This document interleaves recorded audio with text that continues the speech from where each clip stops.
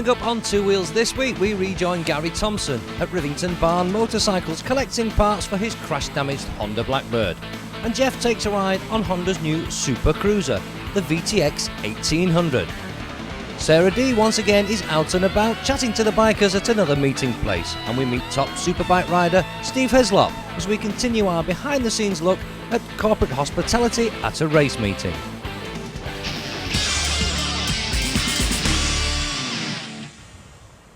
Now, once upon a time, in fact back in the 1950s, there was a famous film called A Streetcar Named Desire. Well, now Honda have brought out this, a street rod as they call it, called the VTX 1800. Hasn't quite got the same ring to it, but is it any good? Well, let's go and find out. Well, for a start, this is a big bike. In fact, VTX stands for V-Twin Extreme.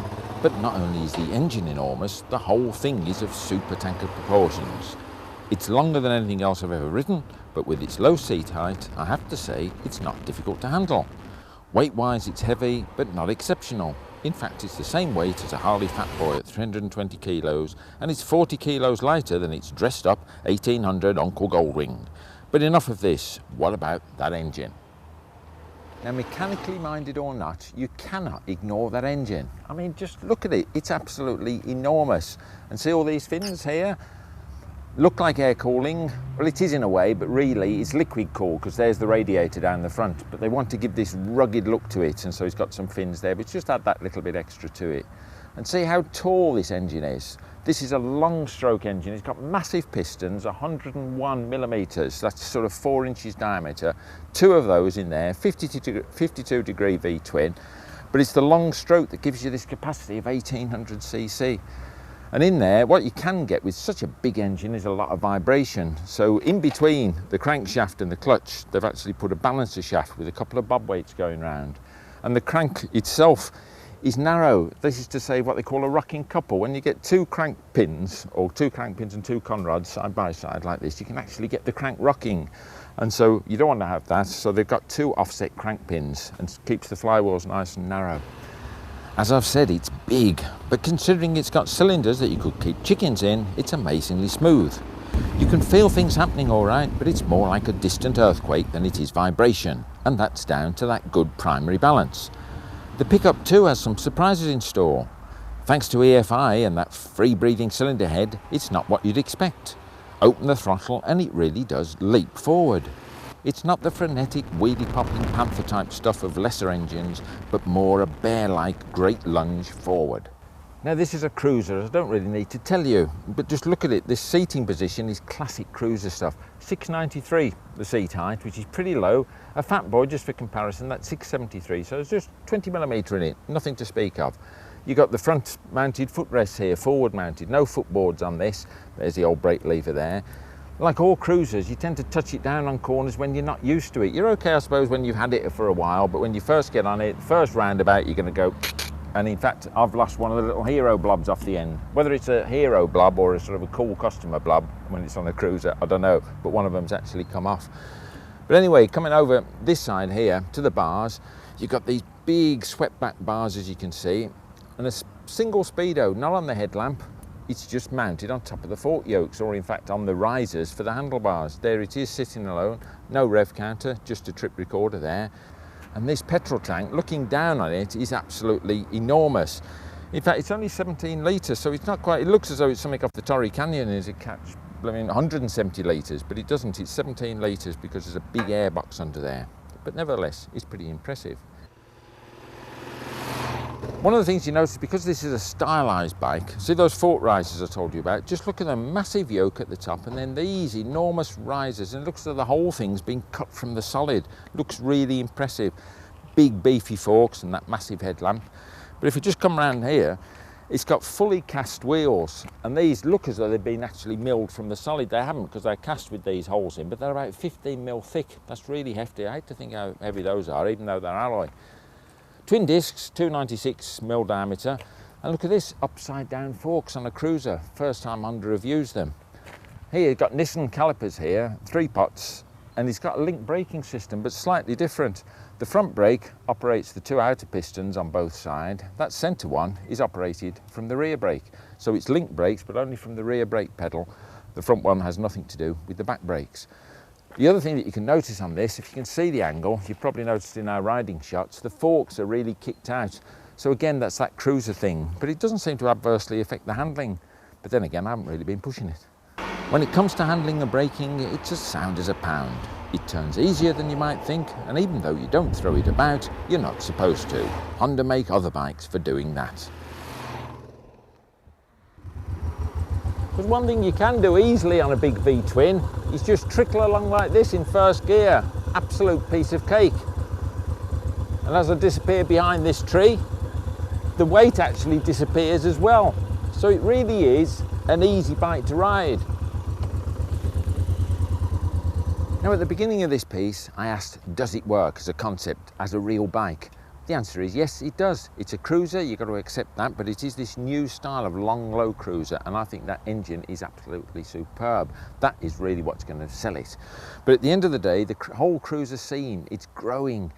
Over the past 2 years, cruiser sales are up 22%, and in the States, would you believe they sold 3,700 of these in just 4 months? So it's certainly worked over there, and I reckon it's going to work over here. The VTX comes in black or red, and it's going to cost you £11,345 on the road. It's available now in the shops, but to follow next March is going to be a whole range of aftermarket accessories, so you'll be able to get your panniers, your screens, and all the rest of it. We're at the foot of Winter Hill, and I can tell you now it's anything but. We're at Rivington Barn, just north of Bolton in Lancashire. Now, people have been coming here to meet for generations, and even I can qualify that. My mum, as a teenager, came here with a group to climb the nearby Rivington Pike, and my Uncle Jim came here to celebrate with his football team. But today, it's Bikers' Day at the barn, and what a brilliant place to be. You can go and check out Lord Leverhulme's estate, marvel at the transmission tower on the top of the hill, you can climb the pike, or just grab a cuppa and enjoy some riveting conversations with your biker mates. And that's exactly what we're here to do.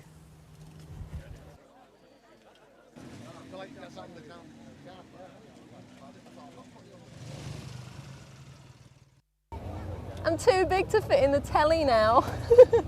Actually, I'm sitting on a monkey bike, and it belongs to John, who we found here at the meet. When did you get this bike? About April. Yeah? Got it, yeah. So you've not had it very long then? No. Changed it a bit. Yeah? Yeah, a little bit. As it comes, it does 30 mile an hour. It costs £900. Right. And it's cheap insurance, cheap tax, 200 miles a gallon. It's fabulous.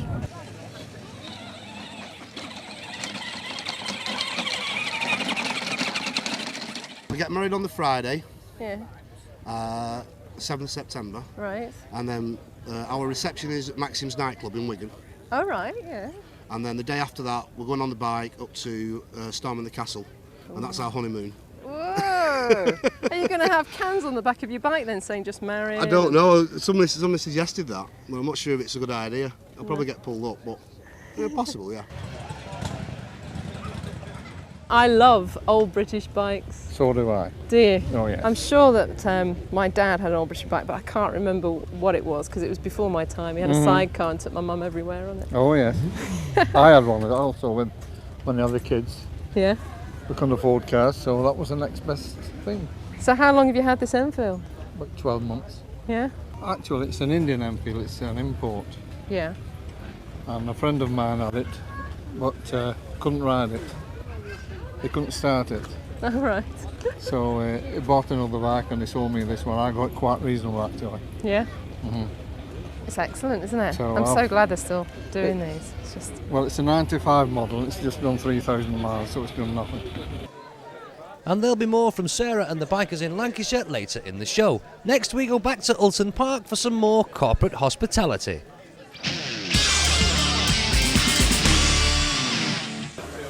So, hospitality. There's an extra arm to hospitality and actually meeting the public. Steve here is signing autographs. He has to do this for like a half an hour during pit lane walkabout.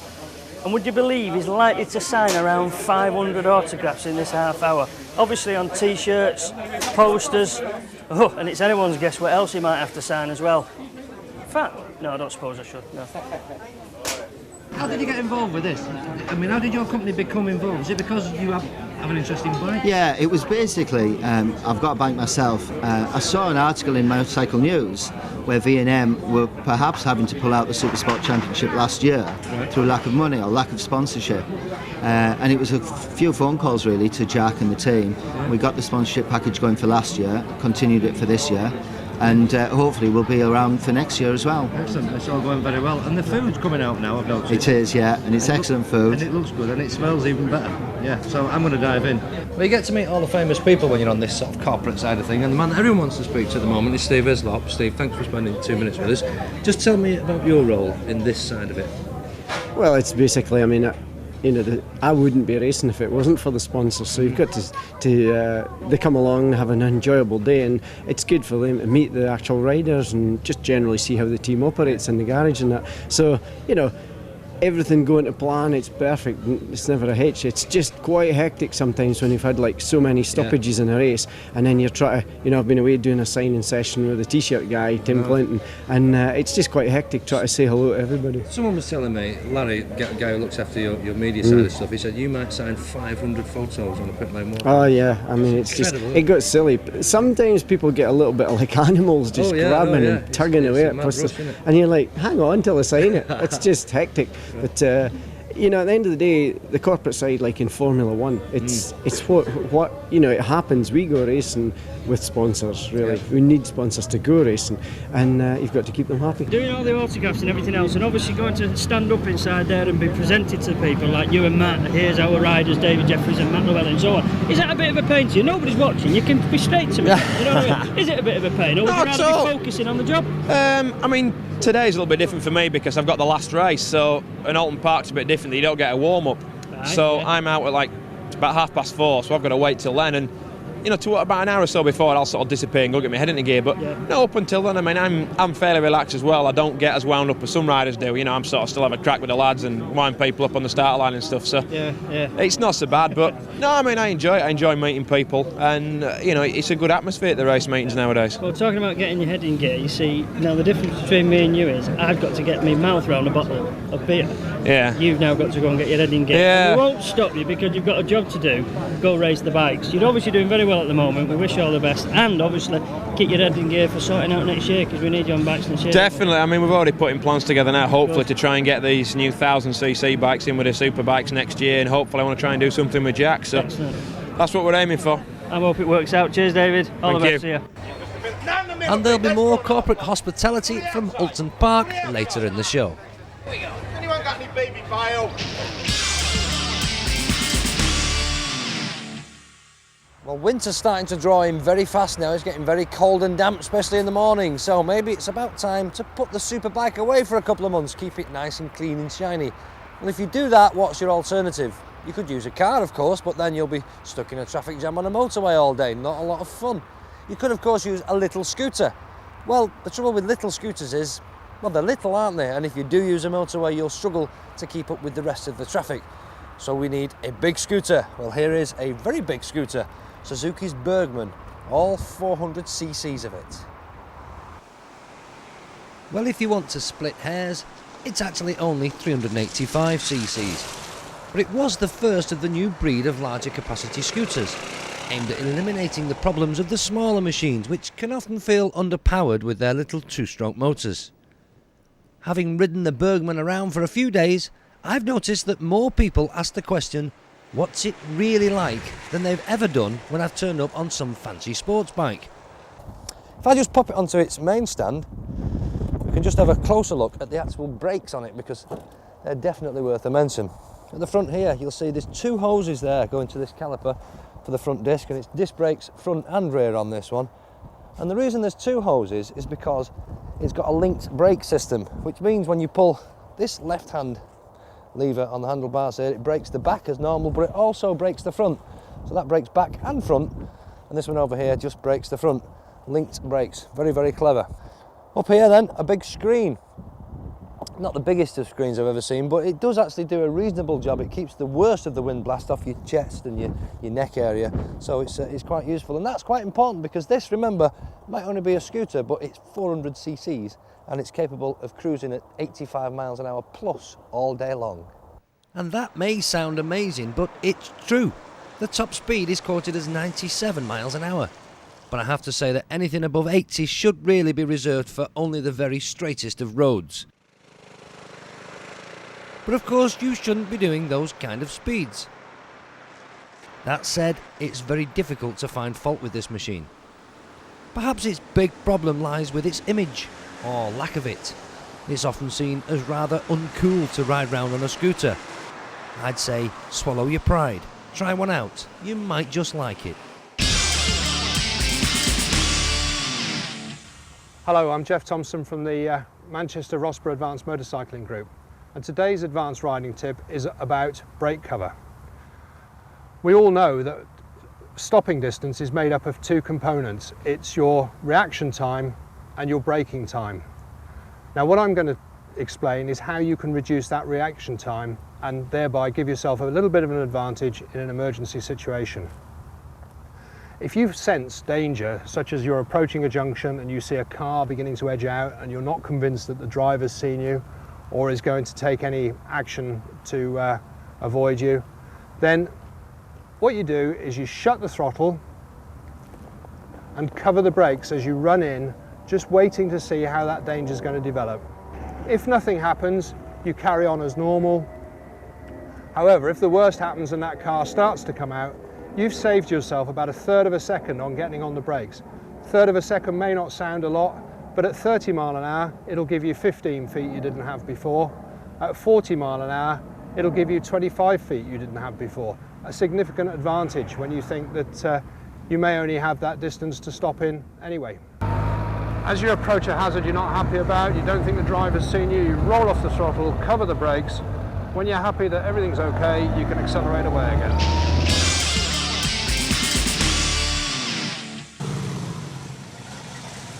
You drive a Harley? Yeah. Well. I've been riding bikes 32 years. Really? Yeah. What's the longest journey you've taken on this bike then? Barcelona and Salou. Gosh, from here? From Lancashire. Yeah? Yeah. You obviously enjoy riding Harleys? Yeah, I've had this one 6 years. Mm-hmm. And the only thing it's replaced is a speedo cable and a battery. Well, that's not bad, is 28,000 miles. It returns 58 to the gallon. And it's got a good resale value. This is a glorious paint job on this bike. Yeah, it is. Absolutely super. Splat from Redline Design did the paintwork. Uh-huh. About 450 hours work's been gone into it. It's about, 3.5 grand worth of paintwork. My goodness. So what's the history? What's actually underneath all this? Basically, it started off life as a standard katana. Mm-hmm. The frame's been all modified, strengthened. It's gone through various cases throughout its period of being a street fighter. The latest one's T595 Triumph front end, back end on it. It's a Suzuki GSXi 1100M motor, bored out to 1186, Oulton flow dead, joy cams, dry clutch, straight cut racing gearbox. It's about 161 horsepower back wheel. My goodness, now I've got to ask. When it's running. Did you have a part in building this? Yeah, I did.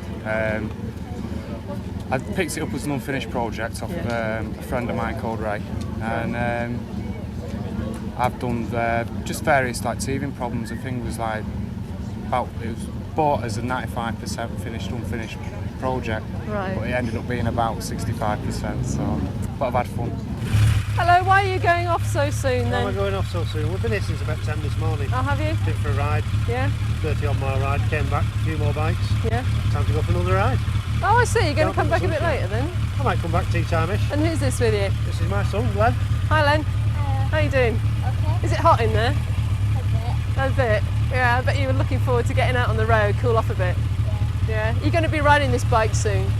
Yeah, you bring your dad back on this. Yeah. All right.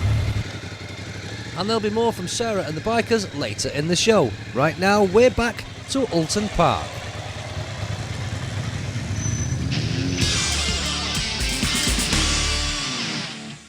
There's nearly as much business talk as there is bike talk in these places, isn't there? Yeah, that's right. I mean, it's not all the time, because I mean we also have we'll have our own workers coming. Sometimes the companies who are involved with us will bring their workers on an incentive day out at the races. That's right, special treat. But you know, for sure, I mean, there's quite a lot of business done in the hospitality. Where do you spend most of your day, Jack? In here or with the lads down with the bikes? I'm all over the place? I'm basically everywhere, apart from when the race is on. Right. Then I'm in pit lane, just making sure things are running smooth there.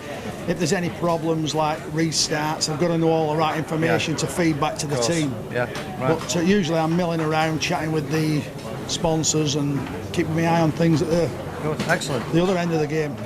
When you've got guys like Izzy in your team, and yourself who's a biker, a really enthusiastic biker, and not just a businessman, you're going to have a team with a sense of humour and a bit of a laugh. So there must be some pranks and things that go on. Oh, without a doubt. Yeah. You'll probably see that as the day goes on. Our gang was lots of pranks, and everybody takes a lot of steam. You've got to have broad shoulders in this team. Yeah. So the guests, they come along, they have a coffee in the morning, a bacon butty, you introduce them to the riders, and then what do you do with them then? Do you take them for a bit of a tour? Well, yeah, they come back and use this as the base really, and then they'll go off to watch a bit of racing, and then they might obviously they'll want to watch the racing where our two riders are involved in, and then in between they might want to come back and have a brew and another bite to eat and a drink and sit down and just chill out for a while. It's nice for them to come to be able to get a brew and that, like, especially if the weather changes, for the work, somewhere to stay dry and so on and so forth. There's lots of the people, it might have been the first time at a race meeting, we want them to come back, so we want them to have a good day and enjoy it and had a good fun day really. So it's good to have a base and to come back. And we're not very regimental about things, so and you see the same faces coming back week after week. They obviously enjoy it then, don't they? Yeah. I don't enjoy the race day bit. Saturday is a good day. I like the qualifying, but race day, I'm going to wear a heart monitor one day and see actually where it goes. So I think it goes through the roof. Yeah, I bet it does indeed. Yeah, it's a good job you're a young fit man. But listen, I was thinking of ploughing my millions into your team, but I'm just not having it. I want proper cups next time I come, all right, mate? I'm afraid Ducatis, money in the bikes, plastic cups, hospitality. That's a good enough excuse, mate. That's a good enough excuse. Thanks very much, Paul. We'll meet later on. Thank you. It's easy for you, like now it's easy for you coming here, you've been out, you've won a race, you're all happy. Yeah. There must be times when it doesn't go to plan on the track and you've got to come in here and be nice. Yeah. Sometimes is it difficult? A bad qualifying session, bikes seized or let you down, or you've had a crash, everything's going against you, and it is hard to try and... Come in all smiles. A false smile it is sometimes, but you've got to do it, and by God it gets on your nerves at times, but that's life, you know, it has to be done, and I think realistically people can accept that, you know. The years that Carl Fogarty was racing, he was probably one of the most obnoxious little guys to actually try and get close to and get people autographs from and stuff. But now he's a changed character since he retired. I've noticed you that know, myself, it's like that's just racing. You do get wound up a little bit. Right. People can say the wrong little thing and it just winds you up. Snap, don't you? Yeah, right. snap. Well, I'm not going to say that. You've got another race. Good luck later. Cheers. Thanks for your time. Well, have you enjoyed your day out as a VIP, Wayne? A VIP, it's probably the first time in my life I've ever been a very important person. You have? It's amazing, isn't it, what goes on behind the scenes? I know, yeah, but I think the people who are treated as VIPs, VIPs, probably deserve it, because although, I must admit, you walk past these hospitality suites and you see people eating and having a drink, you think, who do they think they are? But they're the guys who help the teams run, either with their money or their knowledge or whatever. If the team has got a good backing like that, the racer can do his business and entertain us guys watching it. Absolutely. It's a vicious circle. So they are very important people. Very, very important people. Absolutely, and we're last here now, you know that. I've noticed. Almost end of the day, there's the washing up to do, I think. Nah, they might be washing up for you, mate. But I've arranged an autographing session for us, for our adoring public. Well, we'll do it. Shall we do it now? It'd be rude not to. We've got some pictures here. Here we go now. Okay. Next. Not very busy, is it? No. Wonder why. Told you why. They'll come in a bit. Because you're rude to people, that's what your problem is. There'll be someone in a bit, I tell you. Your dad's coming. He'll want me all right.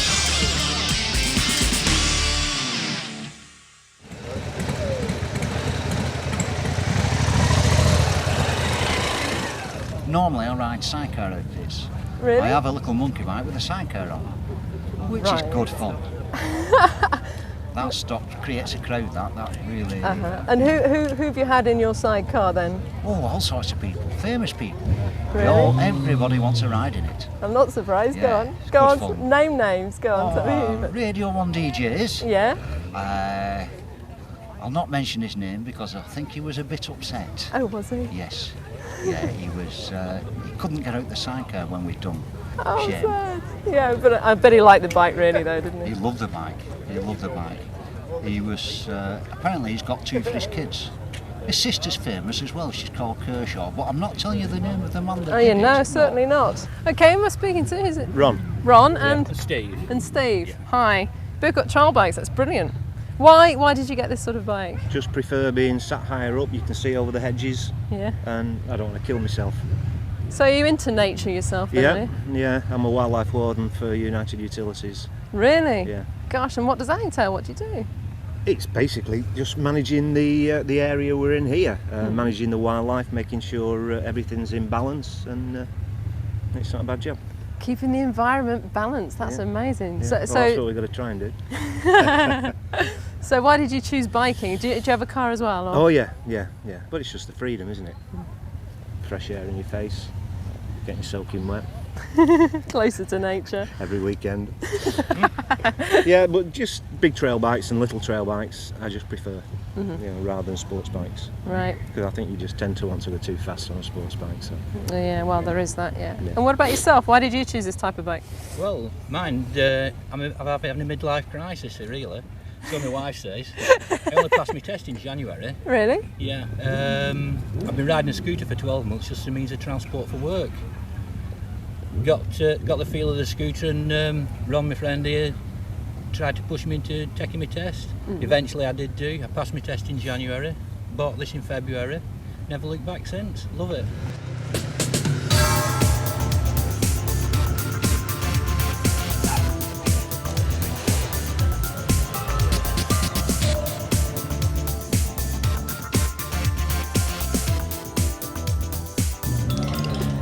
Well, I did say that a lot of people have been coming here for generations, and it looks like we've found the next generation of biker right here. So keep watching, and next week we might just be at your bikers meet. See you then. All right, Corey.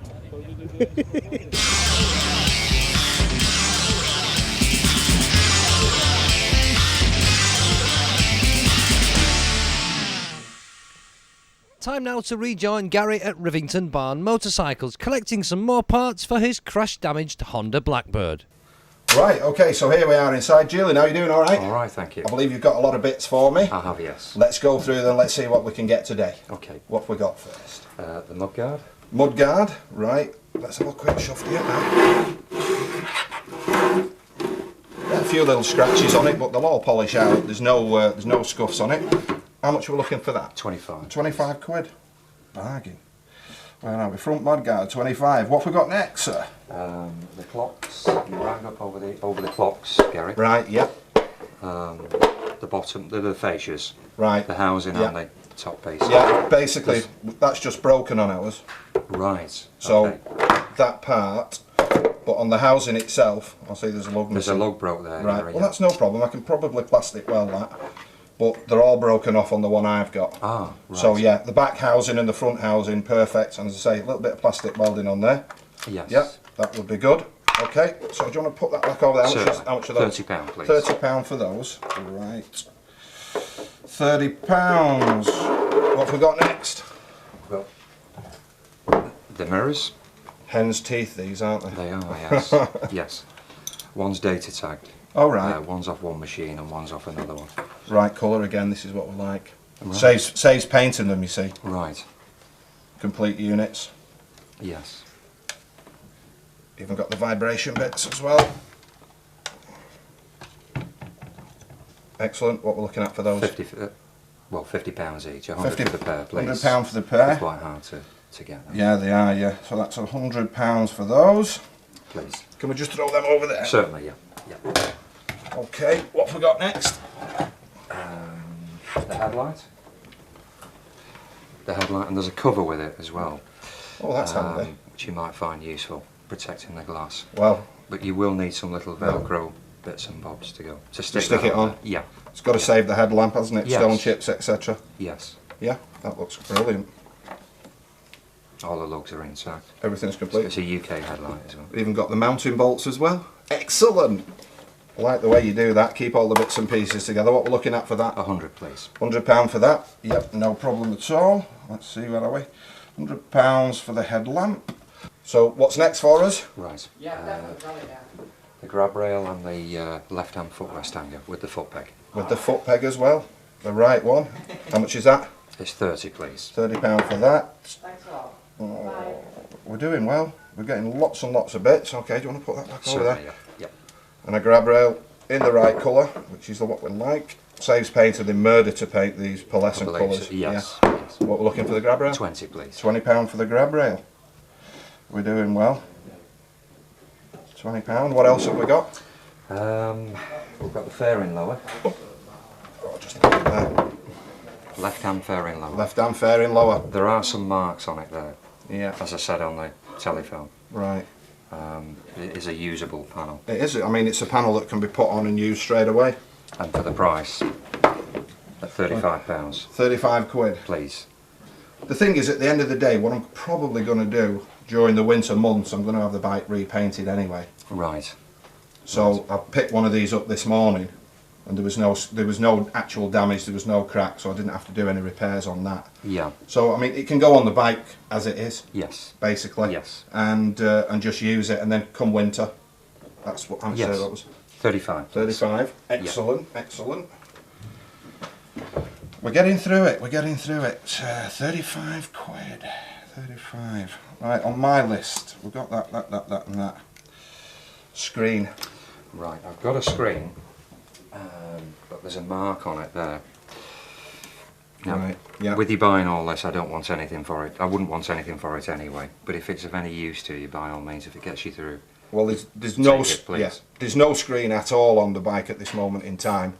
Right. It's just completely demolished. So, that'd be great. If that's a freebie, then that's excellent. You're welcome. I may get a double bubble screen for it, you see. Right. But at least at the end of the day, I've got this. If I need to just put it together. Right. Okay. Yeah. But the screen's no good without the top fairing. That's right. How are we doing with the top fairing? I can't help you there. They're quite hard to source, but I do go to Europe, France, in Europe, and I'm going today actually, and I'm going for a couple of days. If I can get you something, that it'd be £100 if I can get you one. Hopefully the right colour. Yeah. But so if you could get me one, it would be £100. Please. So yes. You say you're going to France. Do you buy parts from France or? 90% of the salvage that I buy is from France. Is from France. Yeah. Excellent. Any particular reason? Because basically because they're cheaper and there's more availability. More availability. Yeah. Oh, that's good. Yeah. So a lot of this stuff that you've got in here is actually from France, is it? Indicator lens. Ah. Rear indicator lens. Just saves me buying a new one from Honda. Yes, there's one there. That's You can have that. Again, I don't want anything. Are you sure? Sure. Oh, that's nice. Put an FOC on there. And an FOC for the screen. Okay, that's superb. Do you want to add that lot up for me? Certainly, yeah. I see you've got the calculator. Yes, I have actually. I've worked it out. It comes to £340. £340. But what I'll do, I can't really knock any less on these prices. Yeah. There's something you might find useful. A rear hugger. Prepared to throw Oh, in. marvellous! A carbon rear hugger. Good for you, bob's worth there. If that's okay. That would be perfect. I mean, looking at these prices, I mean, you can't get them. You'd be giving them away if you made them any cheaper. So if you're going to throw that in and the lens, and you're going to throw the screen blade in, that's absolutely superb. £340, sir. Please, thank you. You've got a deal. Thanks very much. Thank you. As you can see, we've got all the parts, the majority here now to finish the bike. Enough of that. Let's get back to the workshop. Let's get busy. I'll see you all next week. See you. And on Two Wheels next week, Jeff takes a ride on Aprilia's RSV Mealy R. Sara Dee is out and about in Derbyshire chatting with the bikers at Matlock Bath. We look behind the scenes at a motorcycle dealer's. There's more tech talk, another riding tip and another trip to Wayne's Warehouse.